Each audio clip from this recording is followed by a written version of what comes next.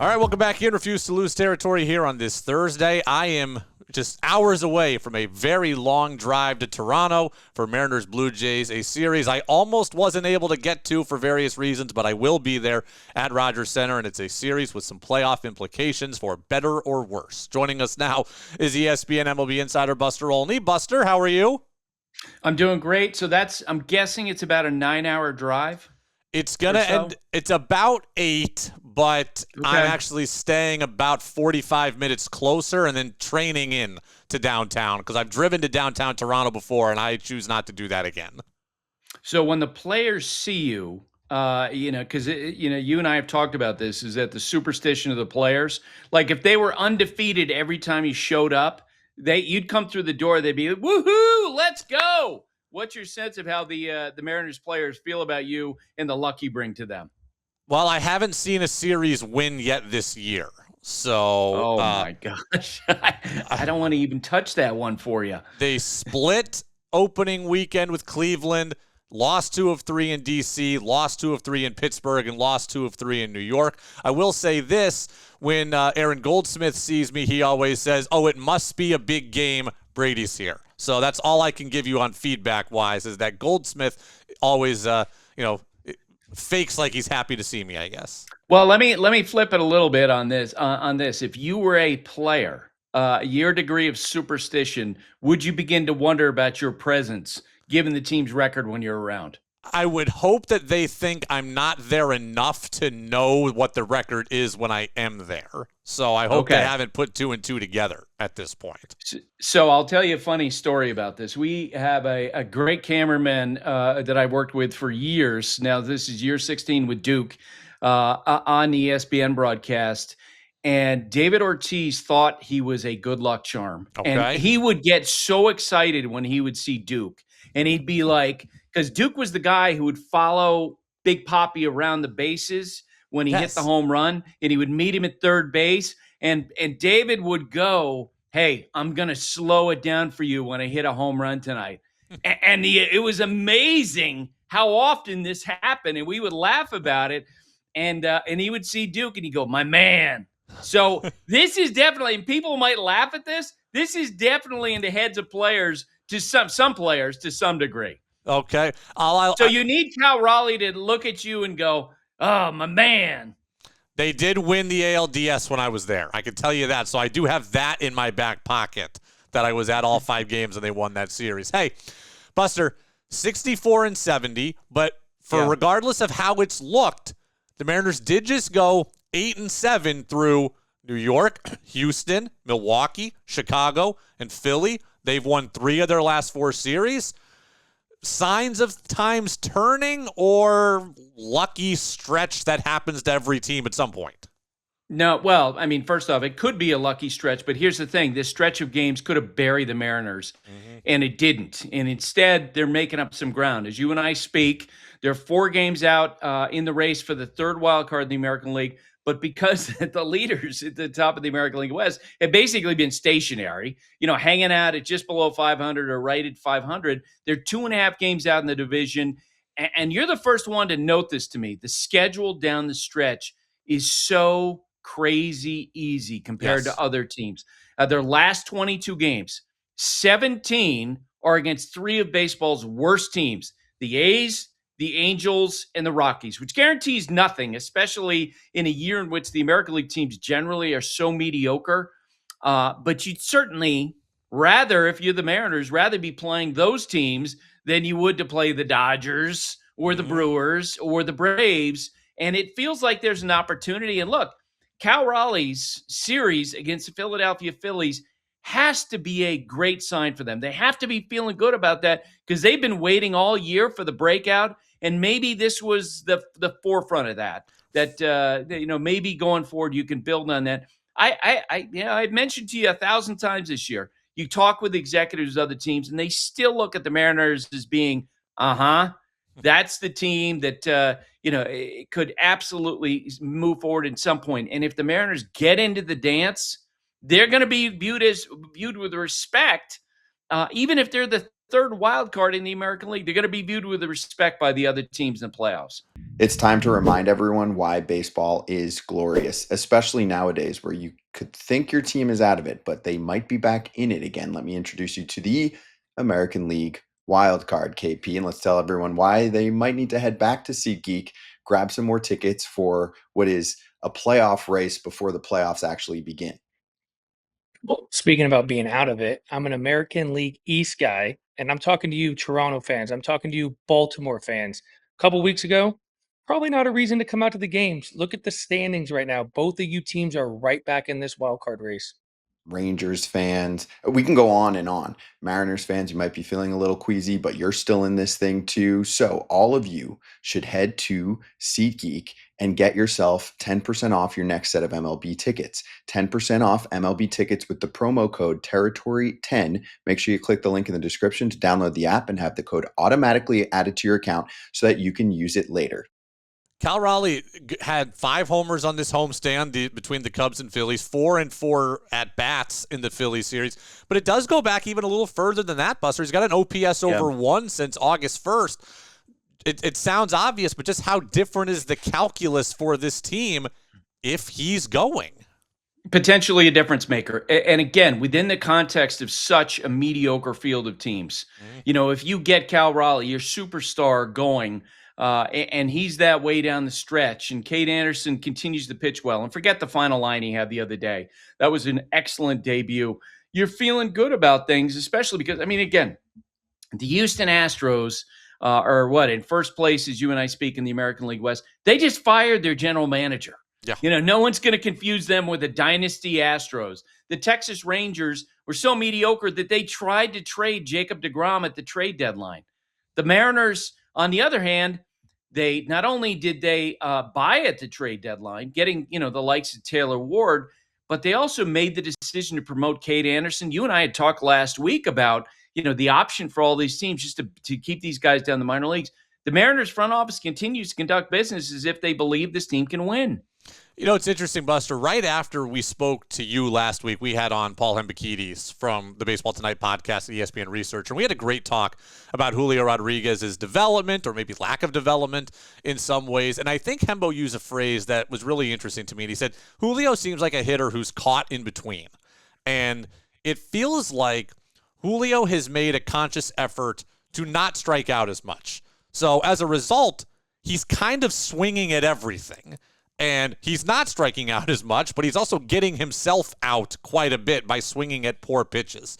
Talk to me about kind of the evolution in plate appearances for guys. Some guys are free swingers. Some guys are real disciplined hitters. Some guys can kind of change. You've talked a lot about Pete Crow Armstrong, and I think that's the model that I'm hoping Julio kind of adopts as he continues to mature. Right. And here's the thing. If a hitter makes up his mind that he's going to swing at pitches early in the count to not strike out, opposing pitchers will lock in on that really quickly. In talking with different pitchers, they'll mention percentages, swing percentages on first pitch. So they'll take advantage of that approach. If it's discernible that a hitter is basically saying, look, I'm going to hack early in the count, they will adjust, which is why I do think Pete Armstrong his example, the adjustment he made this year, really is one that should be looked at by all hitters. Then it was a suggestion by his teammate Alex Bregman, who came to him early in the year because PCA was known as a hyper-aggressive hitter. And he said, look, do me a favor. On the first pitch of each plate appearance, lock in on one pitch in one spot, which is, you and I both know it's a fastball inside. Generally, you're going to be looking for. And if you don't get that, just don't swing. Take it. Because, if it's a breaking ball, it's likely out of the strike zone, and then you're ahead in the count. And PCA has drawn that example out, and he's having an MVP-type season. Not all hitters can do that. So you can do that. And I remember, Jose Altuve, when he was at his absolute best with the Astros, AJ Hinch, his manager, said, look, we're not looking for you to take walks. We're just looking for give yourself a little bit better chance of pitchers throwing you strikes. And, Jose did that for a time where he wouldn't just hack, because if you are just up there hacking opposing pitchers, opposing catchers, they're going to know that. They're going to work off that scouting report. They're going to make choices based on that scouting report. So I do think that idea of I'm just going to swing at the first, the first pitch near the zone I see, that generally speaking isn't going to work unless your name is Vladimir Guerrero Sr. Mariners Blue Jays this weekend, big series, both teams hovering around the race. Blue Jays closer to the wild card, Mariners closer to the division. This is going back to the site of Game 7, Buster. And on one hand, it's 10 months ago, and maybe it doesn't mean that much. On the other hand, it's the site of some really bad memories for a lot of guys in that clubhouse. Is there anything you've been around players a lot, is there anything I don't know, fear, hesitation, trepidation about going back to a place where there are bad memories? Generally speaking, no, but it can happen. It does feel like, for example, the Atlanta Braves, if they ever have to go into San Diego, they lose. I don't know what that is. Back in the day was when I was growing up, I would follow the Boston Red Sox because they were the team I could get on radio growing up in Vermont. If they went into Kansas City, they were going to lose. Like it just felt like it was inevitable. But I don't think there's enough of a sample size. And on top of that, if you're Seattle, then not only you recognizing you played, well against these teams in these last 3 series against good teams, and Toronto is struggling. Now, I would say, and I was looking at the pitching matchups for this series before I got on with you, not great. Yeah. Like it's not necessarily great because you're facing Dylan Cease. So much of, the luck or bad, good luck or bad luck of when you play a team is how you catch them, when you catch them. Dylan Cease going on Friday night, he probably right now is the number 2 candidate for the American League Cy Young Award behind Cam Schlittler. Yeah. So that's not a great matchup for them. And, of course, we're all wondering what's going to happen on Sunday. Bryce Miller was available out of the bullpen on Wednesday. Does that mean they have something else in mind for Sunday, or is it just a matter of eating innings? I think that's going to be really interesting to see which Bryce Miller comes out in that game. We're going to talk about Bryce Miller in a minute. I want to stick on the Blue Jays for a second. I think the answer is still Cal Raleigh just because of the major drop-off that we've seen. But what's more shocking to you, Buster, the regression from Cal or the regression from Vlad Jr.? Because, look, he's still got a decent batting average. 260-ish is not a terrible batting average, but 7 home runs for a guy who's one of the premier sluggers in the game. What's been more surprising to you? Oh, no question. It would be Vladdy Jr. I got to say, and I, worked all spring on a long piece on his preeminence as a hitter and how he was regarded within the game coming off that postseason when he hit like 400, Yep. like crazy, what is it? Like 8 home runs in 17 games or 18 games, some unbelievable set of numbers that he had. And so the idea that he would go into the 4th week of August without having hit a home run at home is nuts. And that's the first thing that's cited by other teams when I talk to them about the biggest surprises this year. I would rank them 1, Vladdy Jr., 2, Cal Raleigh, 3, the New York Mets. Like it makes you shake your head that, Cal's in this position. But look, I don't think anybody thinks that Cal Raleigh is the pure hitter that Vladdy Jr. is. Vladdy he's never been a big power hitter, but he's always been a really good hitter. And that's kind of gone away this year, and it really is shocking.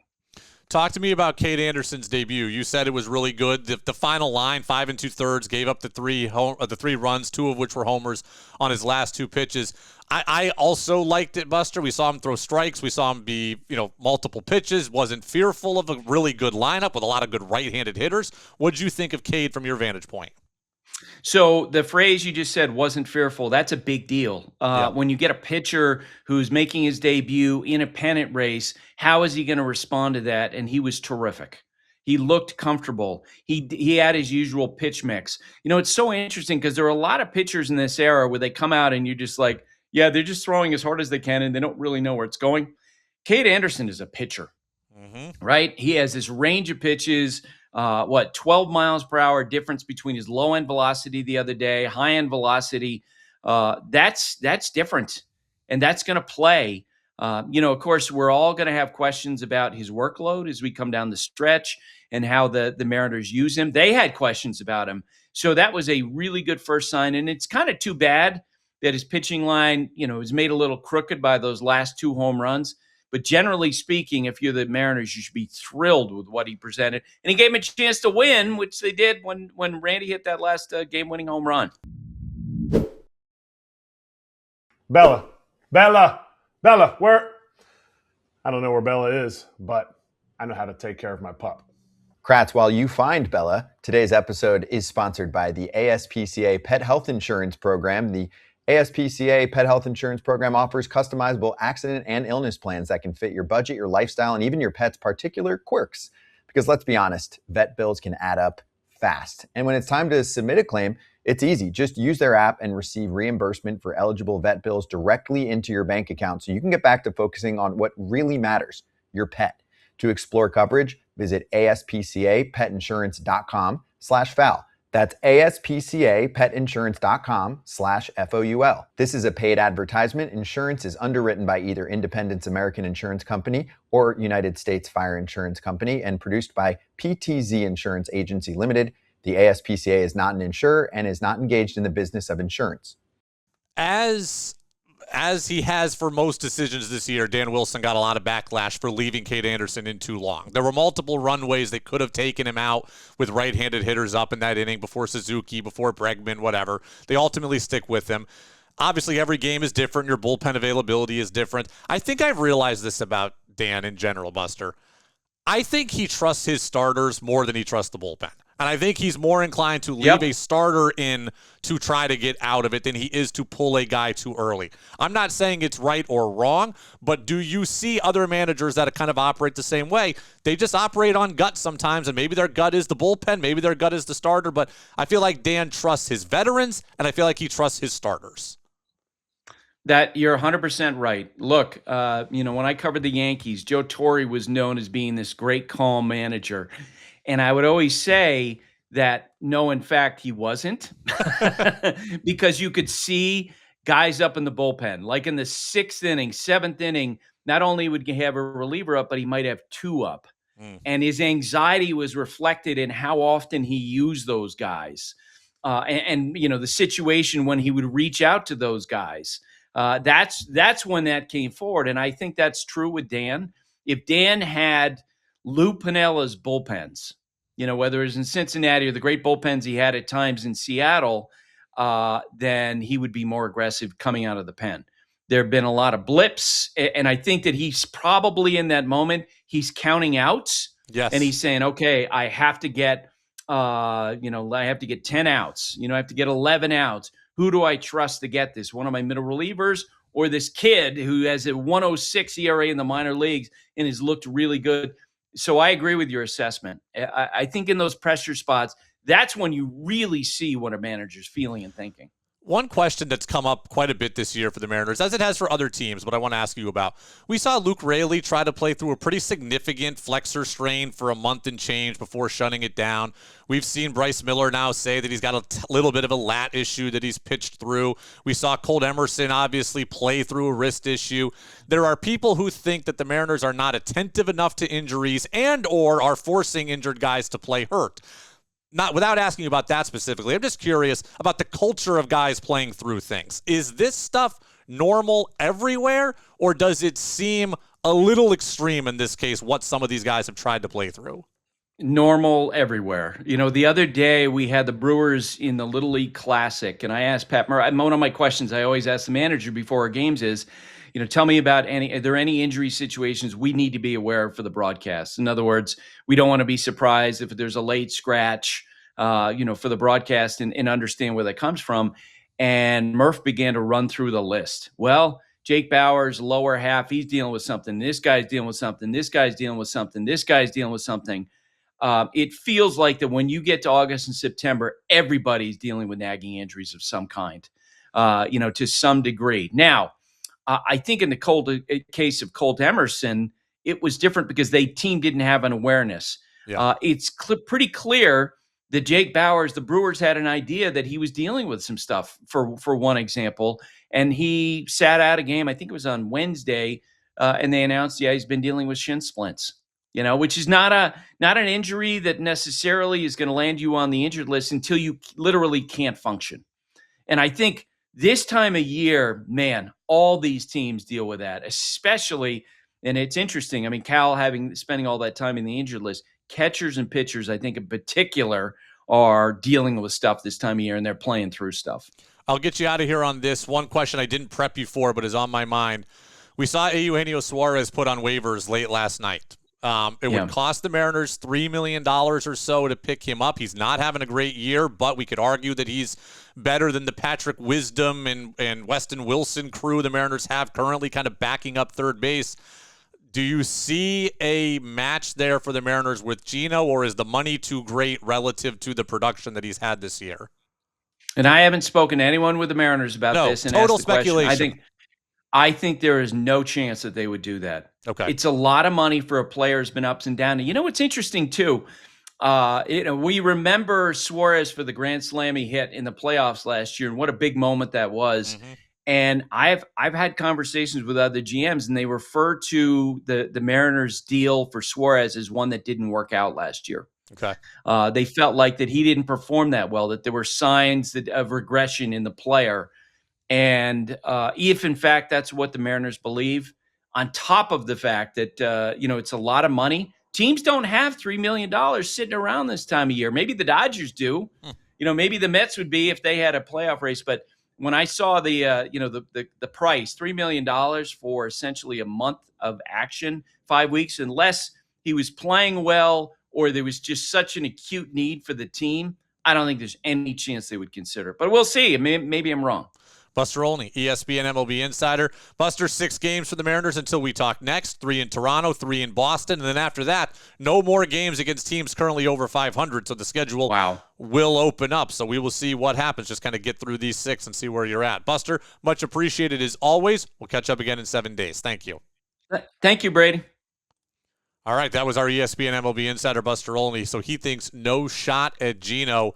We'll have some stuff up on that at MarinersRoundtable.com as well. Mariners Blue Jays, I am off to Toronto. 3 crucial games for the M's, who are currently 64-70. The Jays are finishing out a series with the Royals on Thursday, and we'll have Mitch Bannon from The Athletic and Bluebird Territory, our sister Blue Jays podcast, coming up on Friday. So no full episode tomorrow. We'll just have the Mitch Bannon interview, but we'll get you ready for what you need to know as the M's take on the Jays north of the border. I will be there. You can follow me at Refuse to Lose Pod. We'll talk to you then. And as always, go M's.